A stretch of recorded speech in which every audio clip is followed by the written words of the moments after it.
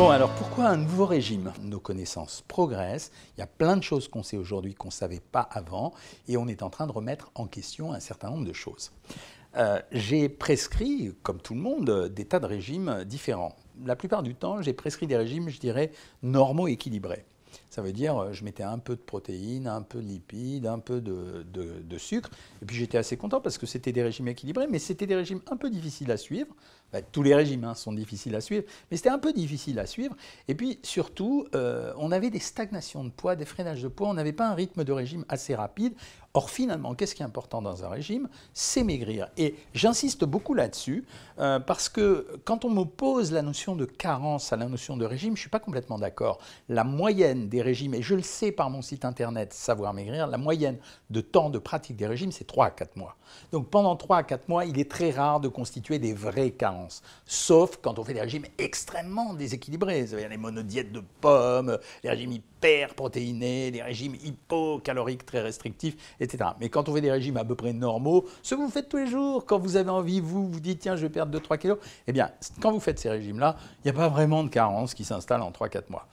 Ce qu'on sait aujourd'hui de nouveau, c'est qu'on sait, c'est vrai, les protéines, ça augmente notre satiété. Donc, quand on mange un peu plus de protéines, on éprouve un peu plus de satiété. 2, on a légèrement dédiabolisé les graisses. On sait maintenant aujourd'hui, contrairement à ce qu'on a pensé, à un moment donné, on était vraiment, le sans graisse, c'était vraiment majeur, parce qu'on disait, sans graisse, c'est la façon d'être en bonne santé. Maintenant, aujourd'hui, c'est plus la même chose. On se rend compte que les graisses, ça peut être utile. Regardez la vague des oméga 3, par exemple. Et puis, troisièmement, on s'est rendu compte du danger potentiel important de la consommation de sucre.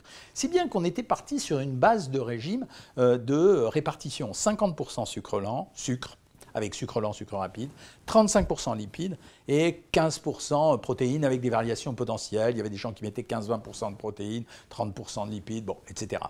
Et aujourd'hui, en fait, on est à peu près tous d'accord pour se rendre compte qu'il faut modifier ça.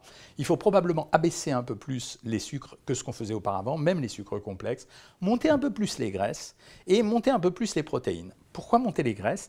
Parce qu'elles interviennent dans la satiété. Par exemple, on a toujours pensé que les fringales, c'était la résultante d'une hypoglycémie.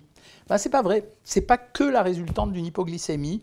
On a tous pensé que la sensation de faim était produite par la sensation de fringale qui était induite par le manque de sucre dans le sang. Et donc on se disait, quand on mange du sucre, on s'empêche d'avoir des fringales et on s'empêche d'avoir de l'appétit. Eh bien, on s'est rendu compte que quand on faisait manger aux gens un petit peu plus de matière grasse, eh bien, on obtenait une meilleure satiété également. Donc, conclusion, ça voulait dire qu'en montant les protéines, on améliorait la satiété. En montant les lipides, on améliorait un peu la satiété. En abaissant les sucres, on avait 2 effets positifs. Bien sûr, on gagnait en calories, mais on gagnait également sur les sucres ajoutés. Et donc, on savait qu'on limitait les sucres ajoutés. Et c'est ça, les bases du régime, les grosses bases du régime que je vais vous donner, que je vous explique dans la prochaine vidéo. À tout de suite.